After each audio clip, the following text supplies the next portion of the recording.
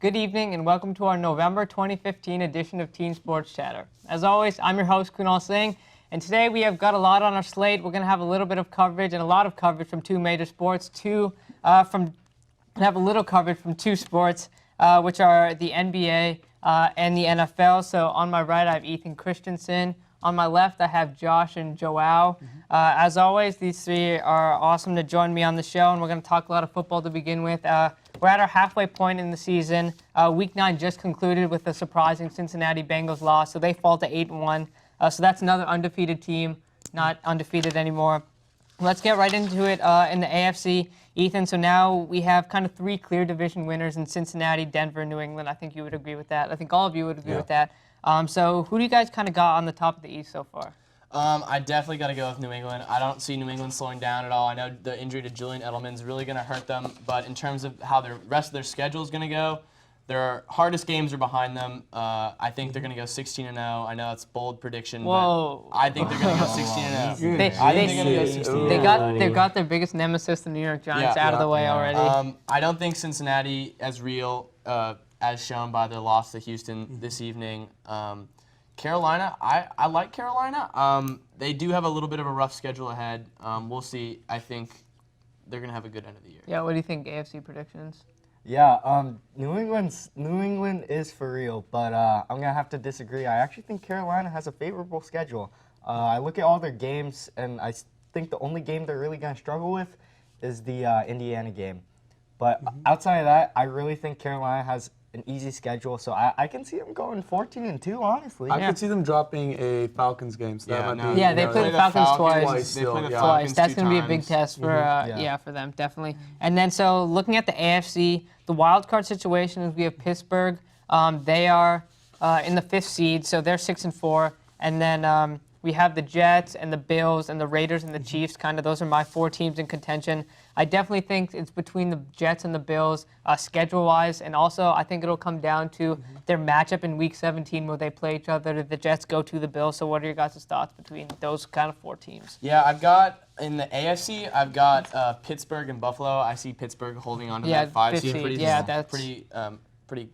And they get a free win, win at the Ravens. Absolutely. And then I've got Buffalo. I looked at the rest of their schedule. They've got one game that I don't think they can win, which is New England. I think the rest of their 7 games they can. I'm not going to guarantee them going 6 out of 7, but they can easily win 6 out of those 7 games. Yeah, they've got I'm a little bit worried though, because I think I want the Patriots to go 16-0, but I think if we lose a game, the Patriots lose the game, it would at be the Bills. Yeah. I think it would be at the Jets actually. Oh. We haven't played at the Jets yet, so I think if we lost a game, it would be in New Jersey at the Jets. So that's one game I think. I think it's at the Jets, at the Bills, and at the Broncos is a hard 3. Yeah, but that's the why I Jets' don't defense is a little overrated. Like everyone was making a big deal, like best secondary ever. Like I don't see it. I don't know. Look, I'm going to make a pretty bold prediction, but I looked at the Steelers' schedule, and in the next couple weeks, they have Seattle, Indiana, Cincinnati, Denver, Baltimore, and Cleveland. That's pretty tough. That's a very hard schedule. And you guys might laugh at this, but I looked at the Jags' schedule. They play Tennessee twice. Josh, and they play how Houston dare and you. New Orleans in week 16 and 17. I honestly really think that the Jags can make a push for that wild card. Wow. spot. I like the Jags. I like the Jags for fantasy football. I like the Jags. I give the Jags 2 years. I could see maybe the Raiders. I think if we're talking bold, I'm good. taking the Raiders as a bold prediction over the Jags. If we're talking, I think Blake Bortles is actually he's a good. developing. And No, they have 2 good runners. I think. Same with Derek Carr. Bortles, If you want to go bold, I think I'll actually go with the Chiefs, who I personally think are playing the best football out of those. They started off 1-5 or something, and now they're 4-5. But I think the lack of Jamal Charles will catch up to them eventually. Obviously, but Alex Smith is, I don't want to say developing, but he's still. But their defense is good. They have a very good defense. I think Alex Smith is good, but he's not gonna. He's not going to back. No, so the reason I think that is because they have San Diego and Oakland. That's 2 wins, and they have generally an easier schedule going down the stretch. So if you want to pick one of those 3 teams, 4 teams to surprise you besides the Jets and the Bills, I'm going to have to go with the Chiefs. I think they're playing the best football with the easiest schedule right now. They did smack around the Broncos. They have a so that's shot a good No, that was at going awesome. back and taking the Broncos actually, because the Broncos are now what 7-3. 7-2. 7-2 now? Yeah, they're playing bad football. They're Yeah. playing bad Very, football, and they have to very play bad New England football. again. And they're playing a and they have to Bears play the team. Raiders And the again. Bears are playing good football right now with I'm Mr. just- Langford. you know, Better than they have. Yeah, been. they're playing very well. Broncos And- might drop, if Manning throws another 4 interceptions. Oh yeah, you yeah. know? No, Osweiler Ducks. against Yeah, the Bears Ducks. is a little bit of a trap Yeah. game. That could be 7-3. New England comes to town, could be 7-4. You're looking at the Chiefs, could be a game behind them at 65. So I want to talk about the AFC South, as you mentioned, the Jacksonville Jaguars. We actually have a tie at the top. Who would have thought the Houston Texans and the Indianapolis Colts, even though the Houston Texans pretty much have no quarterback. Yeah. I mean, they're and no Arian Foster. They're still tied with the Colts, who have no Andrew Luck. So Jacksonville, they're right there, a game behind. Well, I know in the NBA they could change the seeding so that if you win the division, you're guaranteed a playoff spot and not guaranteed a top 4 seed. That's how it is in the NFL. Do you think they should change that, looking at what's happening in the AFC South and what's happened time and time again in the NFC South, where you have a 7-9 team being a 4 No, seed? no, I don't think they should, and I'll tell you why. I think that if you're looking at all the divisions throughout the NFL, this one is the only boring one. Or Yeah, at least yeah, in the, sure, At least in the sure. AFC. Oh, I hate And- watching these games. Yeah, It's like exactly. on, They're the games that get put on primetime Thursday night football. That's their primetime game for the season. oh, they're one point. Yeah, exactly. done. But if you look at all of the divisional rivalries in Yeah. football, that's what helps make football. Sure. You want to Yeah. watch the division rivalries play Yeah. out throughout the end of the year, Yeah. like the Cowboys and the Eagles. Yeah, and even if they're the not Packers and the even if Bears. it's not doing well, if you take it fits, away yeah. if you take away the divisions and you take away the teams playing each other twice a year, I see a lot of more boring games, Yeah. I guess, than what used No, to I'm be. talking about kind of seeding at the end. So Yeah. say, you're still guaranteed, you still want yeah, the top 4. yeah. It But gives the a lot of thing is more also, incentive. Well, the Colts are going to end up as a 4th seed, which means they're going to be a home Or dog. the Jags. Or the Jags. Whoever it is going to end up as the 4th seed. They're going to be a home dog. They're going to be on the road, for the first playoff game, aren't they? No, no, they would be at no, home no, against yeah. a wild card team. Oh, but even then though, if they win, even they'll though the be on wild the card road. team Yeah. may possibly have a Yeah. better Yeah. record than them. And then so looking at the NFC South, Packers started 6-0, lost 3 in a row, surprising loss to Crazy. the Lions, and they still got to play the Mm-hmm. Vikings, who are actually on the top of that division at 7-2. They look very good, incredibly good defense. Well, against bad teams. a Well, good once Yeah. they play good teams, then we'll see what it's They like. haven't No, faced- they haven't yeah. faced too many great Yeah, offenses. still, I do The rest of think their schedule's pretty hard too. Yeah, Yeah. I think they have the second hardest strength of schedule going down. The Packers are slowing down, and then so you have Arizona beating Seattle in Seattle last night, and you have the Panthers at 9-0. Who's really on top of the NFC? I'm saying the Cardinals, just because I think once you get into the play, I like Cam Newton, and I like how he can win games, Yeah. and I like how he's been competitive against Seattle and those Sure. kind of teams. Sure. But if you watch Carson Palmer play, I like watching him play. He throws an interception or he makes a fumble or something. He just bounces right back and leads an 80-yard drive for a touchdown. Yeah, I like agree. it. I agree with you. I think the 2 top teams are going to be Carolina and Arizona, but I don't think that Arizona is the best team in the NFC. I think it's Carolina. I think if you make the NFC have to go through Carolina, I think Carolina's gonna win out. I don't see Seattle making a push or anything. I mean, they might make a push to be a wild card, but they're not going to catch I don't Arizona. think so. Yeah, I think I got to go with the Cardinals because I think that both of them have defenses on about the same level. They both have very good defenses. I think Carolina's stronger at the run because of better linebackers, and Arizona's better at the pass because of Patrick Peterson, Tyrann Mathieu. But then offensively, when you look at them, I just think although Cam Newton can beat you with his legs, they've got a decent run game. I think Arizona has a better passing quarterback, better wide receiver options, and they still have 3 great running backs who can run the ball. And Chris Johnson, David Johnson, and Andre Ellington, who had that clutch touchdown last week. I'm gonna have to disagree with you. I actually think Cam Newton is the superior pocket passer. Oh, really? That's- Pocket passer? That's, I know it's a very unpopular opinion, but I think he's developed a lot this year. He's sort of shown what he's made of. Sure. But this year specifically, I'm taking Cam Newton over Carson Palmer any day. So you think I Carolina's would take Cam Newton over Carson Palmer. I don't know if I'd say Cam Newton's a better pocket passer, but if I was building a franchise, I'm without just a doubt. worried about a playoff game, and then Cam Newton has to throw the ball to Ted Ginn, and then he drops a wide open touchdown pass. I again. remember that. Yeah, no. Yeah, but Carolina just finds ways to win games. Yeah, They've well, been I doing it agree. all season, I all agree. season long, and I think that their 9-0 start is going to help them out. And they do have a little bit of a rough Yeah. rest of the season, but I don't know if Arizona has no easy schedule, so I don't know if Arizona's gonna be able to catch up. Yeah, and I think again, like going back to the pocket passes, like who knows? Maybe if you surround Cam Newton with Michael Floyd, who's huge and he's got great hands, you surround him with Michael Floyd, you surround him with Josh Brown, you surround him with Larry Fitzgerald, with decent targets, not just one Greg Olsen, and maybe a Ted Ginn who has no hands. Maybe he could actually like be a better pocket quarterback than we give him credit for.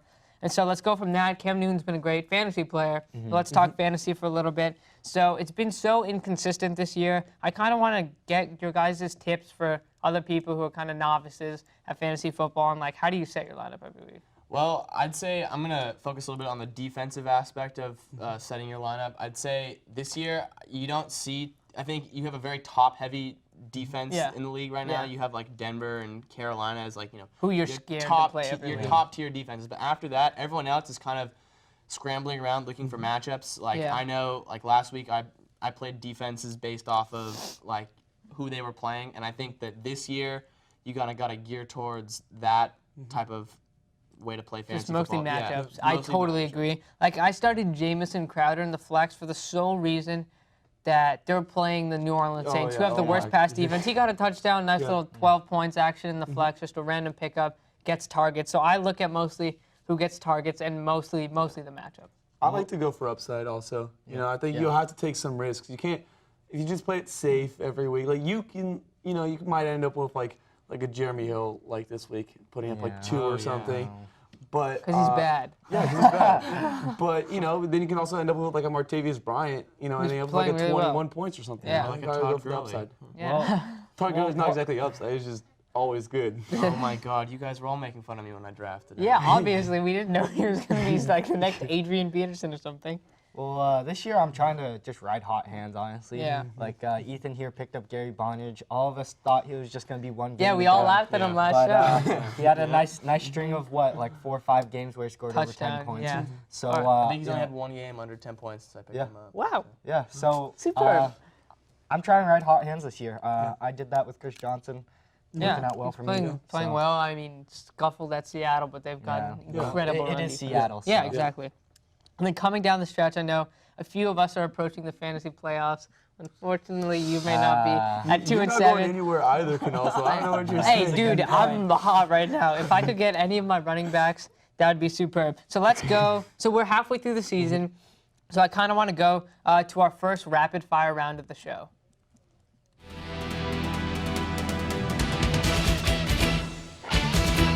All right, let's start with you, Ethan. Rapid fire. Who's your first half MVP? I got Tom Brady. Devontae Freeman. Devontae Freeman. I've got Phillip Rivers because he's a waiver pickup, but he played so well for a lot of the season. And then your first half bust. I got Randall Cobb. Randall Cobb. So your own team. My own team. Hey, Lacey. Own team. I got to go Andrew Luck. Not your own team. And I got to go Marshawn Lynch, both of us bashing on Neil's team. Absolutely. Your best waiver pickup of the year. Gary Barnage. Oh, well, your own Hey, I pickup. gotta cancel now. I'm going Andy Dalton. Oh. I'm going Devontae Freeman. Yeah, obviously, Yeah. I think Devontae Freeman's kind of the best pick. I'm going to go with my own waiver pickup, Alan Hearns. He scored a touchdown in, 7 straight games. Yeah, Best flavor pick? I mean, it was good. I mean, he's pretty good. Buy low option for the rest of the season. Buy low option. I got Randall Cobb also. I got Randall Cobb, even though he's on your own know. team. Randall I got Travis Benjamin. Travis Benjamin. I'm trying to get like some Carolina players just because I like their schedule coming up. Nice. Yeah. And then sell high. I'm gonna go with Emmanuel Sanders. I think he's gonna pick it up. Sure. I'm going with LaShawn McCoy. Sean McCoy. I'm going with Phillip Rivers just because he always seems to slow down at the end of the season. Yeah, and then I'm going to go with Chris Johnson. I really don't like Arizona's schedule coming down the rest of the season. And then so for the rest of the season, best quarterback for the rest of the season. Sorry, I said that 10 times. Brady. I got to go Rodgers. I'm going Cam Newton. No, Brady. Oh, fuck. Fuck. Okay, best running back rest of the season. Freeman. I don't see him slowing down. I got Peterson. I got Gurley. I got Freeman like also. that. Oh, wow, like look that. at you. This is so cute. Best wide receiver, Antonio Brown. Antonio Brown. Allen Robinson. DeAndre Hopkins. Oh. No Yeah, one said going- Julio Jones. Come on, boys. No, he's on your team. That means he's going to start playing bad. Okay, and we would do best tight end of the year, but that's obviously Gronk. Gronkowski. Gronk. Second no best, question. Olsen, Barnage, Kelsey, Eifert. I'd say I'd say Eifert probably. Eifert's a beast, man. Yeah. Well, that concludes our rapid fire round in our NFL talk for the day. So I'm going to give you a quick update on what happened in the rest of the sports world. So in the MLB, I correctly predicted that the Royals would win the World Series. They beat the Mets in 5 games, and it looks like the Royals, the Mets, the Cubs, very young teams, great pitching, and all of them. I think they'll all be around for quite a bit of time for the next few years, and maybe even a decade. They all look really good. And then in the NHL, that just started along with basketball. The Rangers and the Canadiens are atop of the league. Sadly for me, being a Bruins fan, don't like those teams. They both have 30 points. Top of the Eastern Conference, and in the West, we have the Dallas Stars. Who would have thought? Leading the Western Conference in the NHL with 28 points. And now to the talk of the town, we have Vishal Bomdika entering the show. He is our Warriors correspondent. The Warriors are the talk of the town right now. So Vish, we're going to actually save the Warriors for later, as much as it may hurt your heart. We're going to have our own segment dedicated to that, believe it or not, just like every ESPN show right now. Oh, boy. So let's talk about the NBA. What are your general thoughts so far? I thought it's been an interesting season so far because you have teams like Houston and LA who have had they've had a bunch of additions throughout the offseason. And who we all thought were going to Yeah, we all thought they would. Obviously, Super teams. it's really Yeah. early in the season. You can't really make much of it throughout the rest of the season. But honestly, seeing Houston, the way they started, I think 0-4. Now they're only 4-6, and then Clippers are around, I think 6 and 4, I think. They're 6 Yeah, and 4. they're like Yeah, Clippers are 6 and they're 4. both just falling short of expectations. Then you have teams like New Orleans. It's like last It's year, like you have expectations, new coach, star Yeah. player, then below that. they had the 8 seed. I was thinking, you know what, they can maybe be like a 7 seed, finally get some 50 wins in there. And they're 1-9. It's like, what's going on? Yeah, I totally agree. Yeah, it's kind of an odd start to the NBA season, even though we're only 9 games in. I'd say I was pretty surprised with the Pistons early on. Yeah, they come they're off to a really young. hot start. Drummond is They're 5 averaging- and 5. They've yeah. lost their last. They're on a pretty bad losing streak. Yeah, But, they lost 4 in a row. I'm gonna toot the Celtics horn a little bit. I like where they're going right now. They're They- 5 and 4. They've won 4 of their last 5. 3 quality wins. I'm saying Atlanta. Oh, Houston, no. Okay, Atlanta. hey, no, they beat Houston's gonna Houston be today. good. And they beat Oklahoma City. Obviously, no Durant, but still, those are. I think those are 3 Yeah. quality wins. Yeah. Well, outside of the Pelicans, I don't really see any huge, things that stand out to me. Just, looking at everyone's record, everyone's sort of close. I know there's disappointment in Houston and LA, but Houston's gonna pick it in up. the I don't exactly give in a the damn. West, in the Western No, Conference, you- They're garbage. they're not that far apart from other teams. So Yeah, in the I think- West, just looking at the But- standings, you have the 3rd seed Oklahoma City. But it's at- the Western Conference. yeah. All of these teams are gonna start speeding it up and Yeah. like separating them. Yeah, from each like other. Or Dude, just you're staying also- together. All the you're Western also Conference is like so good. 9 games everything. into an It's like 82 yeah, game it's like a season. jumbo. Yeah. It's all a jumbo Yeah. right now. I think definitely they're gonna pick it back up eventually once the 3 ball starts falling. Well, I'm just really disappointed at the Pelicans, honestly. I think part of it's because Davis got injured.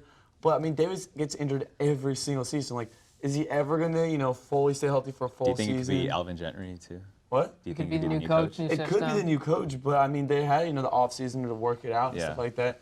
And to come out 1-9, like, the Lakers have 2 wins. It's not even 1-9. I think they started 0-7. Yeah, it's yeah, not like that. yeah. Yeah, like, Lakers won a game before they did. That's All just right, like, all Lakers right. shouldn't beat anybody.